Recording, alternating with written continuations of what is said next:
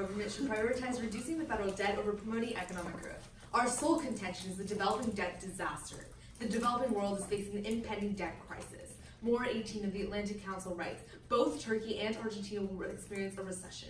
Failure to stabilize the currency in either country could trigger a default and could lead to a large-scale sell-off across emerging markets. Beyond these two countries, Summer 18 of the Wall Street Journal writes, government debt distress is rising. Over 45% of low-income countries were at a high risk of debt distress compared with only 25% 5 years ago. With comparatively poor levels of infrastructural development and high social stratification, these defaults will push millions into poverty. For example, NERD 14 of the Leibniz Institute for Economic Research articulates, when the Thai baht came under attack in 1997, currencies plunged throughout Asia as $100 billion fled from countries, economies contracted, and living standards of millions of people worsened. Economic development was set back for years in some countries. At the heart of this looming disaster is the American debt crisis. When America borrows more money, it does so by selling more bonds. Patel in the Financial Times explains, given the rapid rise in the U.S. deficit, the Fed must slow plans to shrink its balance sheet. The U.S. fiscal deficit is projected to be $804 billion in 2018, implying net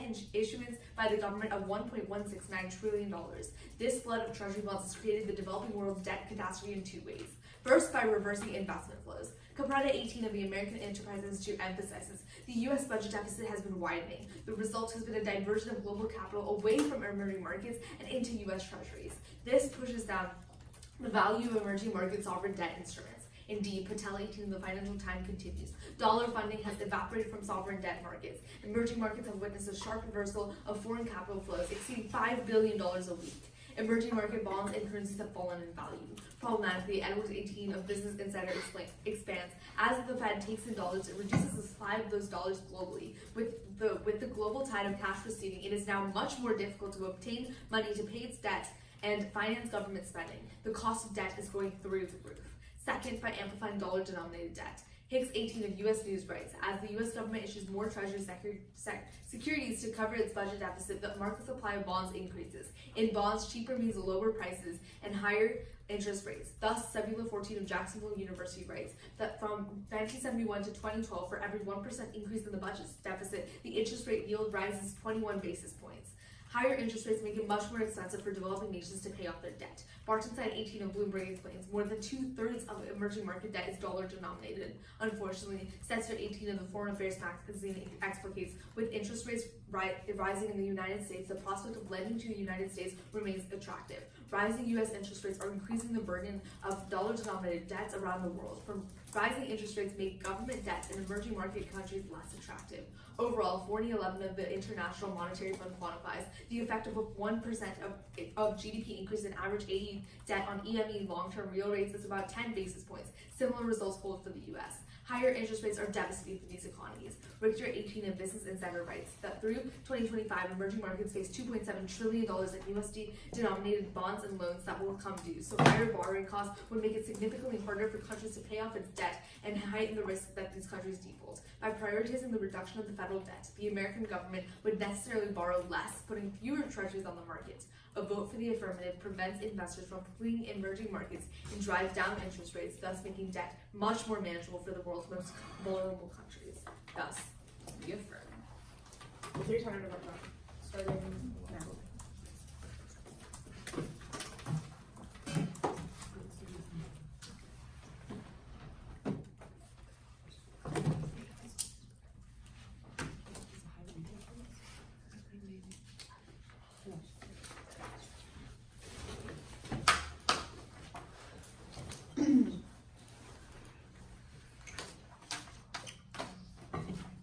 Can I use a template?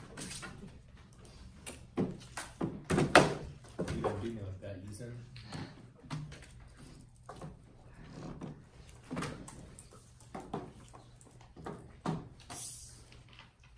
Okay. Is everyone ready? Cool. Francesca and I negate with one observation. Economic growth is the best way to reduce the federal debt. TAR 16 of Brown Political Review writes, because of the economically depressive nature of debt prioritization, historically, dips in government revenue make it harder to combat the debt. Because of this depressive nature, Minarch 17 of the CED furthers that debt reduction packages in the 90s failed at reducing the debt. Conversely, the CRFP reports in 13 that if the economy grew 0.1 percentage points faster, increased tax revenue to the government would decrease the deficit by $315 billion. Historically, Ramble 11 of the New York Times explains the reason America's debt to GDP ratio fell by 89% post-World War II, and the reason the government was able to run budget surpluses in the 90s was because of strong economic growth, not austerity measures. Indeed, Woodhill of the Washington Times 18 explains that increasing economic growth by 3% reduces the debt to GDP ratio by half. Propelling economic growth, not austerity, is the only way the government can reduce the debt without cutting critical budget items. Contention 1 is electrifying the market. Government spending is a critical portion of the economy. Amadeo 18 continues that federal spending directly accounts for a fourth of U.S. GDP and induces economic gains in other sectors. For example, Thomas 16 reports that public investment like welfare improves workforce productivity, reduces social costs of poverty, and recycles money back into the private sector. Indeed, Harvey 15 confirms that when the government spending increases, the economy historically grows 1.5% faster. Conversely, Madowitz 14 explains that cutting government spending reduces GDP 3 times more than the size of the cuts. And Drum 13 continues that U.S. austerity in 2013 alone cut economic growth by 2%. Specifically, Wiesenthal 12 explains that by artificially and suddenly withdrawing money from the private sector, consumer confidence declines, private consumption falls, low household savings, and household debt surges. For this very reason, Malcolm 18 furthers that austerity invariably leads to recessions, directly causing every single recession in U.S. history. The impact is worldwide poverty. Because recessions collapse U.S. imports and ripple across the globe, the UN quantifies that the 2008 recession induced Africa's GDP by 20% and pushed 200 million people into poverty. Contention 2 is economic excellence. Prioritizing economic growth results in 2 crucial impacts. Subpoint A is job creation. Government policies to spur economic growth, like business subsidies or infrastructure investment, are incredibly effective. Madowitz 14 notes a 1% increase in pro-growth government expenditures generates a 3% increase in GDP. Pettinger 18 continues that because economic growth increases consumer confidence, market investment, business expansion, and more, economic growth fuels job creation. Indeed, Bernstein in a White House press briefing report confirms that every 1% increase in American GDP creates 1 million new jobs. Because new jobs increase income for the poor, the Economist 13 finds every 1% increase in GDP reduces poverty by 1.7%. Subpoint B is fiscal stimulus. Free market economies like the United States undergo cycles of growth and contraction, with recessions typically bound to occur every 10 years. Indeed, Weber 18 notes that 81% of economists believe a recession will occur within 2 years. Crucially, the federal government releases a fiscal stimulus during recessions to prevent further damage and kickstart growth. However, Wolf 09 reports Obama's 08 stimulus package added $825 billion to the federal debt because it increased government spending and tax cuts. Because fiscal stimulus, A, significantly adds to the debt, and B, is a measure to increase economic growth, it would definitely be prohibited in the aft world, destroying economic recovery. Importantly, current debt is not a constraint. Roche 18 explains that the deficit to GDP ratio is only 3.5% now compared to the 10% when it was released in 2009, which did not cause inflation. The impact is poverty. Weiner 10 of Princeton University explains that without the 08 stimulus, GDP would be 11.5% lower, 8.5 million more people would have less jobs, leading Danziger 12 from Stanford to conclude the stimulus package prevented 2 million people from entering poverty. Negate.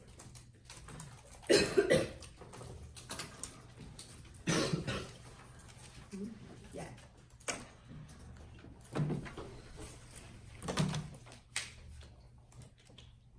Okay.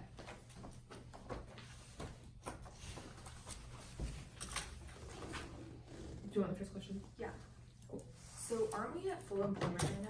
No, I would say we're not really at full employment because it's not accounting the fact that, like, 1, wages are still super low, and 2, like, a lot of people are, like, not registered as, like, unemployed or, like, employed, and then, like, also part-time working. But yeah. Okay. Yeah, for sure. So on your, like, first, like, sub-point about, like, reversing investment, like, what's the warrant behind that happening? Basically, U.S. bonds are the safest asset on the market, and so when the U.S. continues to finance its debt and sell its bonds, that means that there's an increased supply of treasury bonds on the market, and lenders will turn towards more U.S. bonds instead of investing in the emerging market because the U.S. is safer. What's the difference between your first and second warrant? The second is about dollar-denominated debt and how if interest rates rise in America, then lenders will increase interest rates in in emerging markets, because if they're getting safer assets with higher returns, then in order for the higher risk bonds for emerging markets to compete, then that means that they would have to give more, and that's why they would default, because they would owe more in general. Okay. Can I have a question? For sure.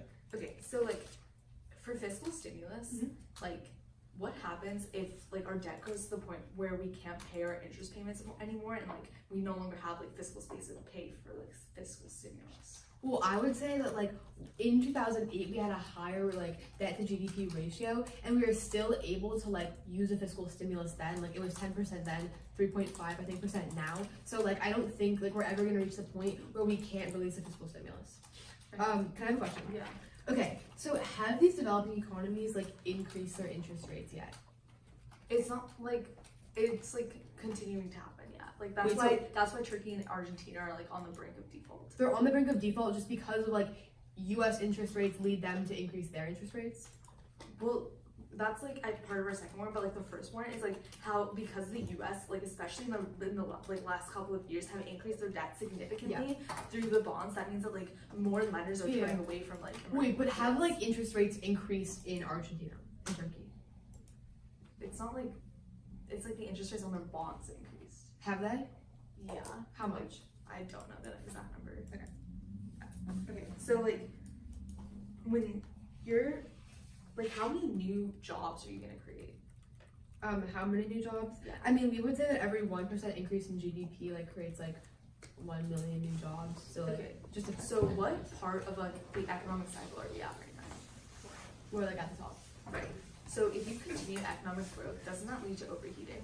I would say no, because we're not at full unemployment. We still have space in the economy to create new jobs. Where's the space?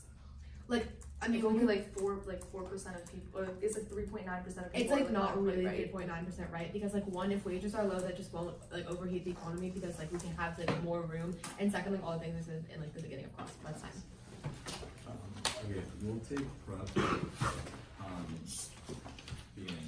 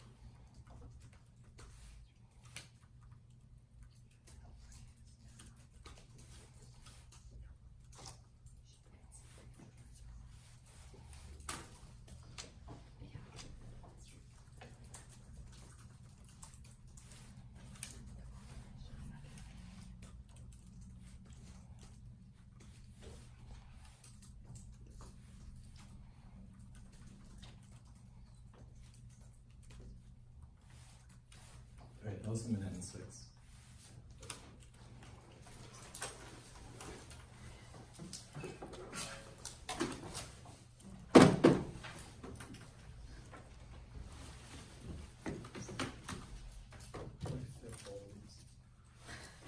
Okay. Is everyone ready? Okay. Time starts now.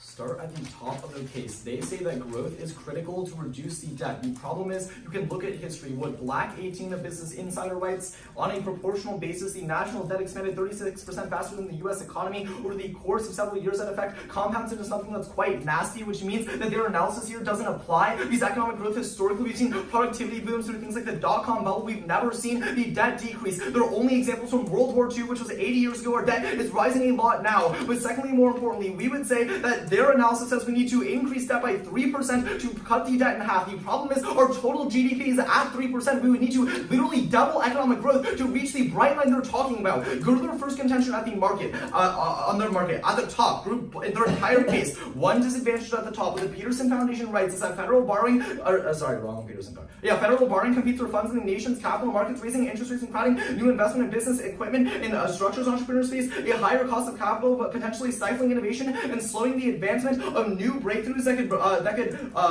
could improve our lives. The SUSE evidence from 2011, the IMF says that an increase of government consumption by 1% of real GDP immediately reduces private investment by approximately 0.6%, with the decline continuing for about 4 years when the cumulative decrease in consumption has reached approximately 1.8%, which is why BOCHA 13 of the Heritage Foundation writes that debt levels between 90% and 120% GDP correlate with slower growth of 1.2%. A decade of debt drag would reduce the income of the typical American family by $11,000. We control the internal link to their case because this means that we would say that when private investment is crowded out, that's really bad for job creation, that's really bad for getting out of a recession, things like that, because the private sector was able to expand rapidly. We would say that this is a better link because we give you the comparative from the SUSE evidence. The SUSE evidence says a 1% increase in government spending leads to a 1.8% reduction in private investment, which means even if you want to give them a multiplier effect, we're giving you the on-net comparative, which says that overall investment goes down. But then at the top, group their entire case, because what the Peterson Foundation writes is that taking action now will provide time for reforms to be implemented gradually, giving Americans an opportunity to adjust to the policy changes. The longer we wait, the more difficult it will be. The federal debt in 2018 to be no higher than its current share of GDP. We would need to cut non-interest spending or raise revenues by 1.9% of GDP per year, starting in 19. But if we wait 5 years to act, the size of these required reforms would grow by 21%. Putting the debt on a sustainable path will reassure financial markets, boost economic confidence, and reduce uncertainty and ease fiscal burdens on future taxpayers, which means that cuts are inevitable. The only comparative is when you do it now, that's much better, because in the future, you're going to see a lot harsher cuts, which means that we link turn every single argument in their case.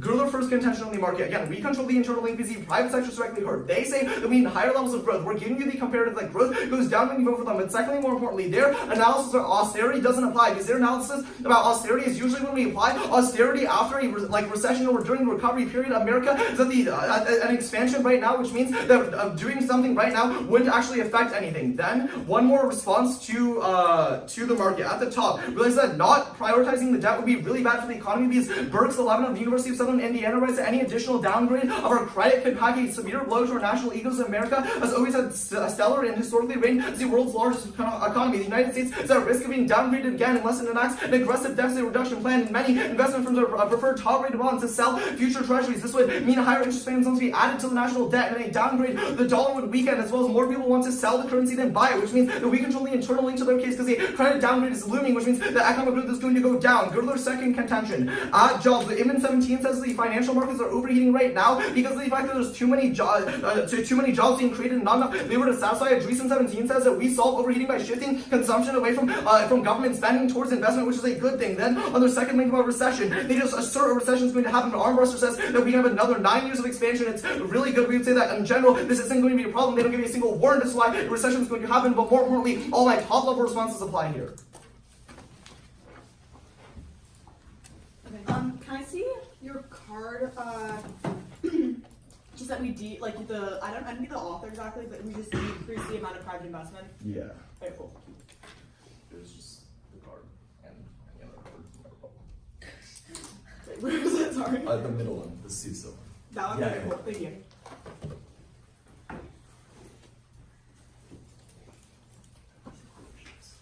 Where's the warrant? Oh, do you want to see those warrants? Yeah. No, the warrant. Yeah, the warrant. Yeah. Oh, the warrant in the article, or do you want the warrant card? The warrant card. Yeah. It's right above it. Okay, cool. Thank you.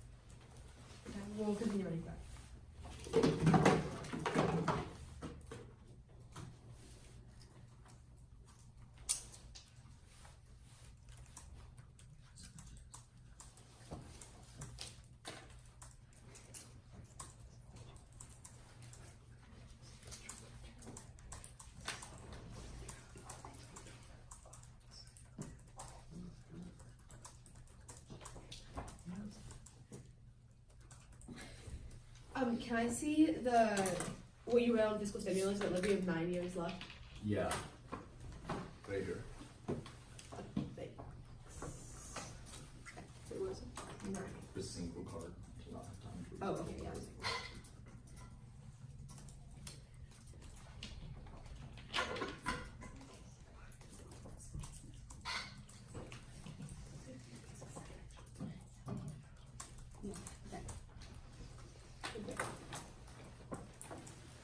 We'll continue to prep about it now.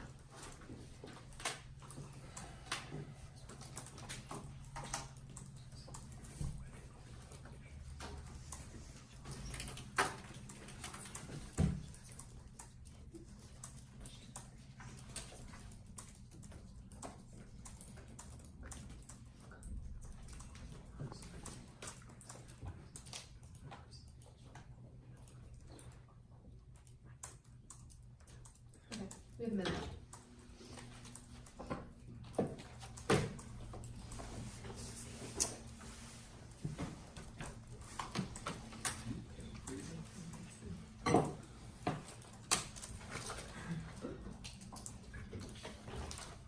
Okay. Our case, their case. Okay. Is everyone ready? Cool. Time begins now. The critical thing that Ryan drops in his rebuttal is the TAR analysis. What we explained to you is when austerity measures were used, for example, in the 90s, it literally failed. It wasn't after a recession that we used these type of austerity measures. The reason why austerity measures always fail, which TAR explains is never going to reduce the debt and put us into an economic down spiral, is the reasoning comes from if you were to, for example, put tax hikes on things like businesses, then it means at the end of the day, they are going to expand less. So that means that there's going to be less tax revenue going towards the government. That's going to put them on a downward trend. That means that it's never going to solve back for it. But then, what we explain to you is that when you actually have higher levels of growth, well, Woodhill explains when you even have like anything like compared to like 1, 2, or 3% increase, it's still going to help the debt go down at the end of the day. That's how we've seen historically. It's always worked then. Like that's literally been the only empirical thing of how it's worked in the United States from actually having higher levels of economic growth. Go on to when he talks about this stifling innovation, and he talks about how like the private investment. However, we would say that specifically when you have austerity measures used, which is the only probable way of reducing the debt, that means at the end of the day there's going to be less money in the economy. That's really bad for the private sector as well, and for any private investment to ever occur as well. We're literally winning. The economy is going to decrease. That means there's less funds in the economy for the private sector to use. But then they go down to say that they say that after recession, then they say that then they say that the credit is going to be downgraded. However, they literally give you no probability of how it's going to be downgraded. Moody in 2018 report explains that because the United States exponential economic strength and low exposure to credit-related shocks, America's credit is actually looking really good right now. But then, going to our second tension, he really undercovers this. What do we explain to you is job expansion is needed right now. He says there's overheating. However, Amadeo 19 explains that literally our economy is projected to soon slow to 1.8%. That means at the end of the day, no overheating is ever going to happen because of this. But then, on our fiscal stimulus, literally this is a reason to vote for us. His only response is saying that 9 years we're going to have a recession. The card literally says if we have more economic growth, that means that we can have 9 years in the future. The only way that you have this is if you actually have economic growth. That's a complete turn on them. But then, go on to their case, starting off on their first warrant. They just talk about the developing world. A couple responses here. First, on their first warrant, they say there's going to be less investment, but first, they literally concede in case that the United States is the most stable type of bonds. There's literally no reason why they ever go and shift away from this, but then we're going to be winning this. We would explain that we have the most impact clarity percentage run. They never say how much the United States has to increase the amount of bonds in order for it to decrease. However, we specifically tell you in case that the fiscal stimulus actually helped 11.5 million jobs and all these other impacts off of that. But then on their second warrant, they talk about interest rates rising, specifically in the developing world. Couple response to your first dealing because mid-18 explains that historically there's no causal relationship between United States rates and emerging markets. For example, United States rate hikes in the 2000s correspond with the highest ever capital flows to emerging markets, and Spiro 18 concludes that the recent three interest rate hikes inflows to emerging markets are at a record high. Clearly, the currency crisis are due to domestic vulnerabilities only, not because of the United States, but then on their impact, couple charts. First, we would say that due to economic interconnectedness, Cozy 17 explains that every 1% increase in United States growth increases growth in developing countries by 0.8%. That's the cleanest link into it, because at the end of the day, they don't give you the comparative analysis of how much interest rates have to rise in the United States in order to make an impact on the developing world. However, we literally tell you only a 1% increase in our economic growth correlates to a increase in developing countries by 0.8% on strength of like, you're always going to be weighing that. But then second, like, we're the only link into stopping a United States recession. We explain the fiscal stimulus, that's going to pull us out of one, which analysts, 81% of them believe that a recession is coming in the next 2 years. However, since every single economy is so interconnected to each other, if you don't stop one now through a fiscal stimulus, it literally means that everyone in the developing world is going to be affected so much more. And if the United States economy decreases due to austerity measures, it's literally going to affect everyone else because they no longer can borrow from the United States. Okay, we'll take prep time. See you now.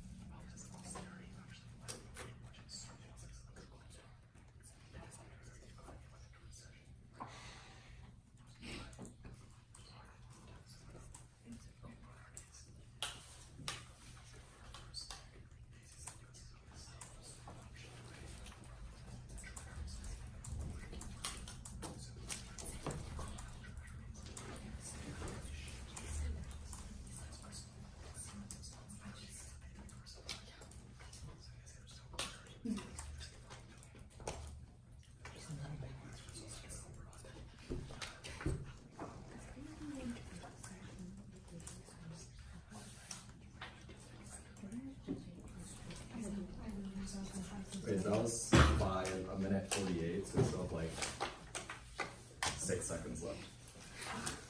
No, yeah, you're more, aren't you? No, use a minute and 6. Oh, okay. Yeah. I was preparing my speech. Okay, ready? Yeah. Sorry, can you move back? So, time starts. Why are we going to have a recession soon? Okay, well, there's a couple. I mean, first of all, like the trade war right now. Let's talk about the trade war. Sure, yeah. So, in terms of tariffs between the United States and like China, for example, what is the current trend for tariffs? I'm sure you know. They're on the decline. Both China and the US have decreased the number of tariffs. China specifically has reduced the amount of tariffs on things like American cars. What's another reason we'll have a recession? I'm not sure. Maybe no. Okay, so if you can't give me a single reason we are going to have a recession, how are you going to tell me that a recession? Oh, okay. Actually, I can. Sorry. We would say that we're in the boom, like the business cycle. Okay, you can explain. let's talk about the business cycle. Okay. So why does the business cycle expansion have to end now? Why can it not go for another 5, 10 years? Right, so your card specifically explains to me that in order for a recession to happen in the next 9 years, we have to experience expansion right now. Anywhere from 3 to 9 years. At minimum, it says, based on current conditions, it's 3 years. And with current policies, it seems very likely that with better monetary and fiscal policies that will boost us even higher. I called for your card. I can read it to you verbatim. It's very explicit, saying at least for 3 years. It's like the unbolded part. Yeah, sure. But like the point is, the evidence establishes that the minimum amount of time before we have a recession is another 3 years. So even if we do agree that a recession is coming in 3 years, right? Okay, sure. Like at minimum. Sure. I would say that there's a lot of factors. Ryan. So if a recession is coming in 3 years, right? Well, I still don't understand why a recession is coming. Like even if it's 3 years. You told me that a Sure, recession's like coming in when's 3 like I years. don't see a warrant as to why we'll have a recession in the near future. You just tell me a business cycle, Wait, right? you just told me that a recession. Our evidence is probably at gonna minimum come. 3 years. We would say that due to current monetary policy, No, like no, the no, last okay. sentence of the card No, indicates, the it would be a lot closer to 9 years. No, the 9 years talks about is if we experience more economic growth, which is literally only our side, because under debt reduction, Okay, you so would. we agree Can I at take a least. question? Yeah, go ahead. Okay, right. Okay, on the emerging markets, right? Yeah. Okay, so whenever we've like had any sort of interest rates, like right now, interest rates are increasing, right? Like Yeah. currently, right? Yeah. Are they experiencing anything in the developing world? Yeah, Argentina and Turkey are guaranteed to go into recession. And that's specifically because of the United yes, States? The evidence specifically indicates that it's because of high levels of United States debt that is making their financing of their own debt significantly harder because they borrow in dollar denominations. Okay, I have a question. one sec. Our min card is really specific in saying that anytime there's been rate hikes in the interest rates, it's literally Great. never correlated to Let's talk any about sort of interest rates rising in the developing world. Let's talk about that. We Yeah. like spiral evidence, right? You see there's 3 Yeah, there's hikes. 2 buckets, Yeah, we yeah. still see like a lot of like inflows to these countries, right? Which countries are inflows increasing in, and which ones are they decreasing? No. The more important part is the first card. Yeah, Like sure. the min card. Like even so, when these sort of crises happen, which emerging markets does money go to? Like maybe it increases holistically, but which emerging markets does it go to? It goes to these strong ones that are growing, like China and India. It leaves countries So how like much Turkey are the and interest? Argentina. So how much are the interest rates rising right now in Turkey? The Sevilla, I don't know the exact number in Turkey, but I know that because the evidence specifically indicates a 1% increase in the US debt to GDP ratio leads to a 0.1% increase in interest rates in emerging markets.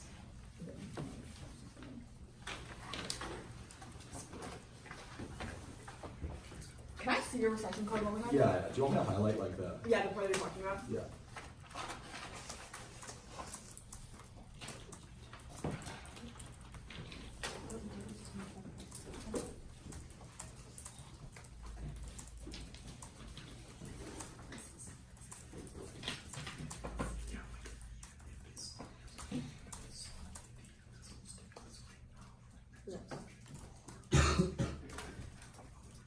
Yeah.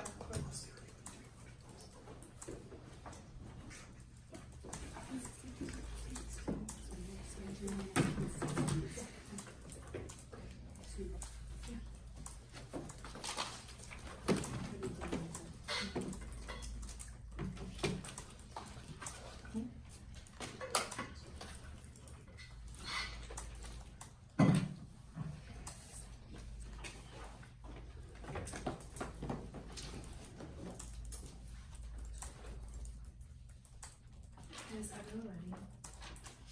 It's gonna be Barclays Surface.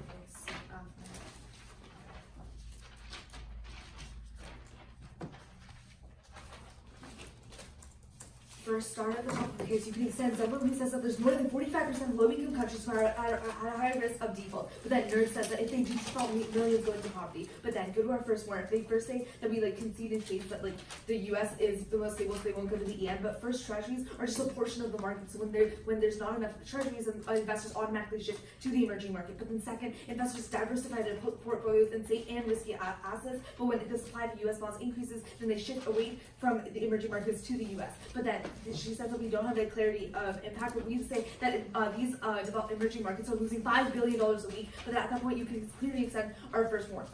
First, Capretta says the supply of the U.S. Treasury bonds increases, and because it's a safe asset, the supply of lenders for emerging markets decreases as they buy more U.S. bonds. But then Patel says that these emerging markets lose $5 billion a week, and then Edward says that it's harder for emerging markets to finance their debt and then leads to default. But then here's the way. First, a $1 increase or decreases matters a lot more in developing nations because they have greater poverty. But then second, they have no safety net, and which means if a recession does happen, it's a lot worse and it'll be a lot more severe, which means that they can't get out of it, but they also can't pass fiscal stimulus because if they default, then their currency has no value and they can't even borrow more because they decrease investor confidence. But then on their case, first, they say that like austerity, like less money in econ, like it's bad for private sector, but even if the total money supply is higher, the government still takes up a larger portion, so it's still constrained. But then at that point, here's a really crucial part where you can vote for us, because they drop the austerity is inevitable, because Peterson says that right now, if we affirm, or then you only have to cut 1.9% per year until for 2048. If you wait just 5 years, then cuts are 21% higher, which is much worse than their world, and that means and that's where you can vote for us. But then also, they like on the credit downgrade stuff. 018 says the market that Fitch wants to downgrade right now, which means that if our debt increases, then the U.S. will be downgraded. But then they say like austerity goes to budget surplus, but the economy was in a recession in '98, and that's why deficit spending increased. Okay, I'm gonna take 50 seconds left. We'll run it down.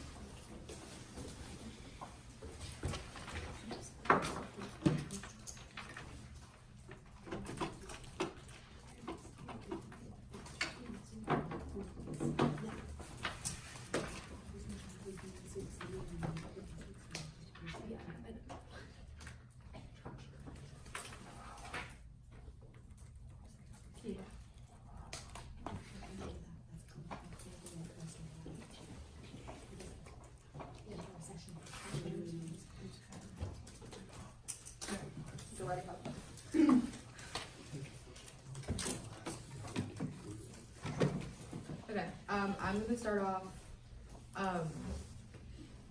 Compro.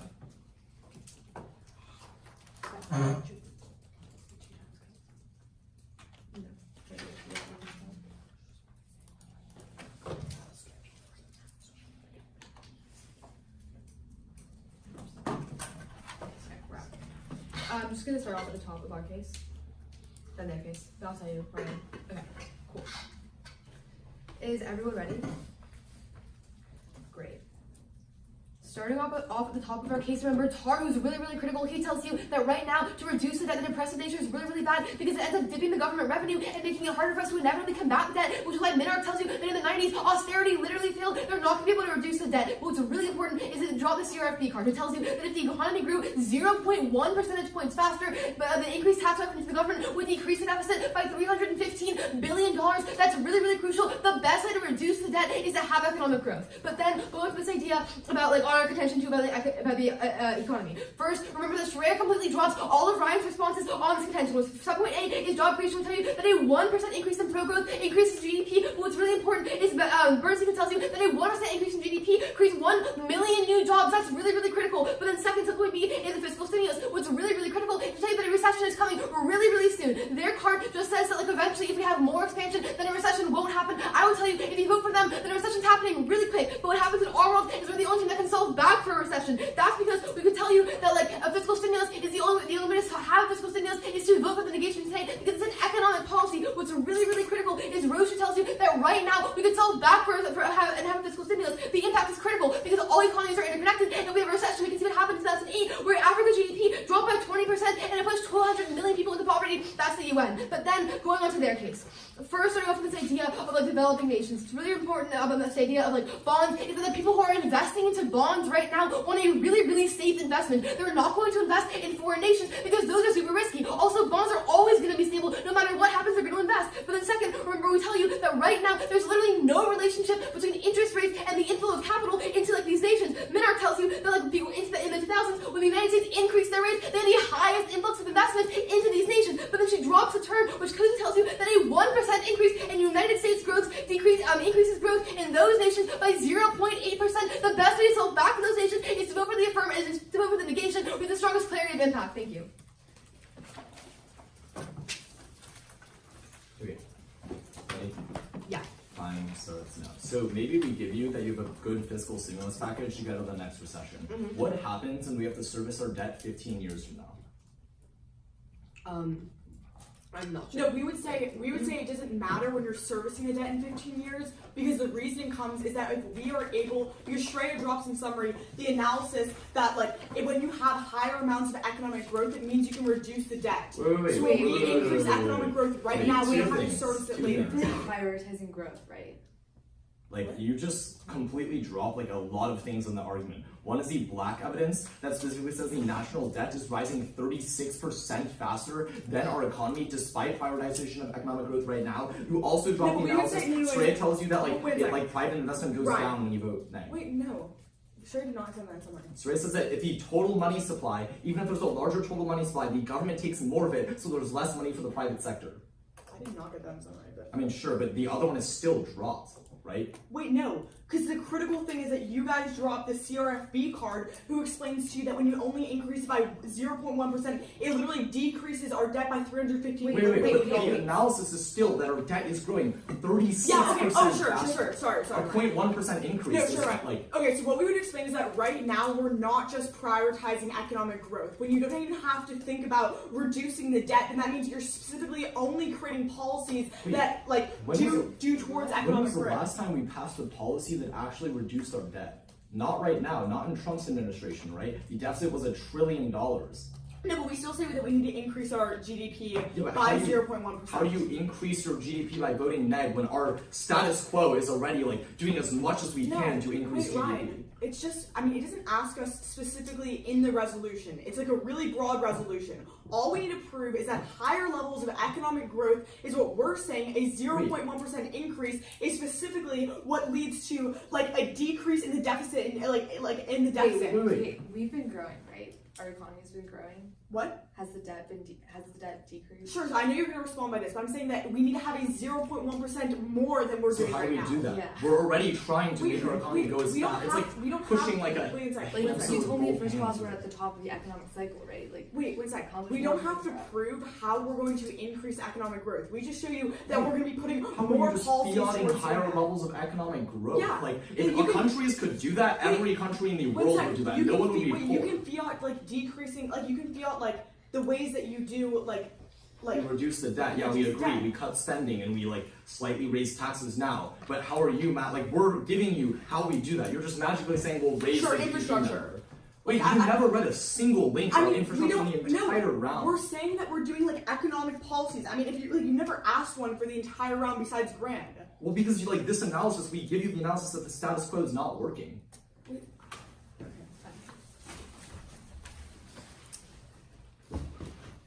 Is everyone ready? Time starts now.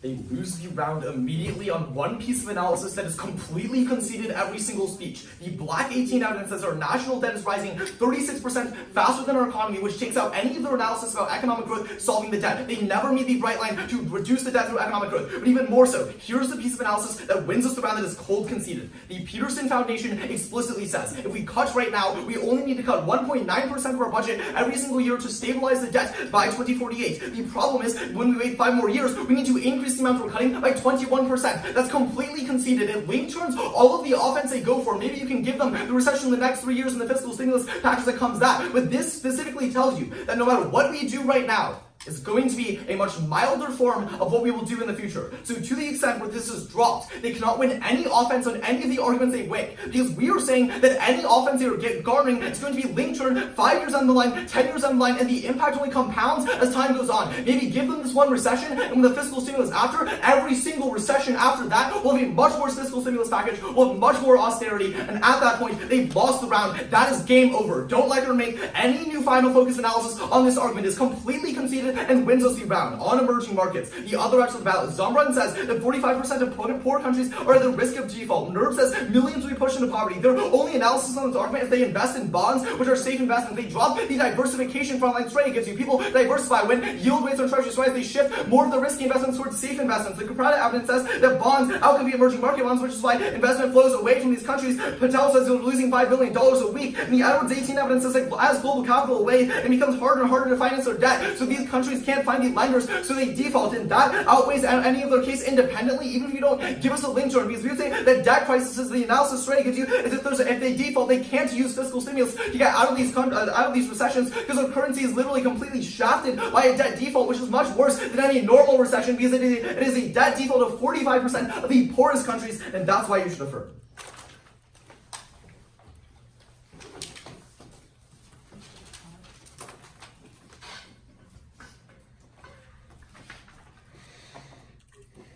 Okay. Our case series. That's not easy.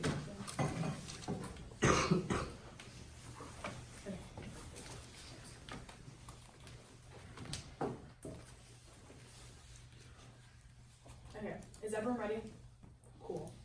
Time begins now. The critical thing that he drops in his final focus is the tar card. What we explained to you is that when austerity measures are used, which would be used right now, it would literally hurt economies. The reason behind this, it was literally put in an economic downturn, which is another reason of why a recession is going to come. If a recession comes from the austerity measures used right now to prioritize the debt, that literally means that we can only pass fiscal stimulus if we're actually going through economic growth. But then he tries to bring up this thing about these linked terms. However, we did respond to it. What we explained to you is the CRFP explains to you that every 0.1% increase into what right now the economic growth means that you can actually reduce the debt by $315 billion. The reason why this is so critical is because you don't have to think about reducing the debt in the future if you actually prioritize economic growth right now, which is only our side of the resolution, specifically reduces the debt. That doesn't mean that you need higher austerity measures in the future. At the end of the day, that link turn is not going to stand. But then, on our second contention, they cold drop the jobs. What we explained to you is every 1% increase in GDP literally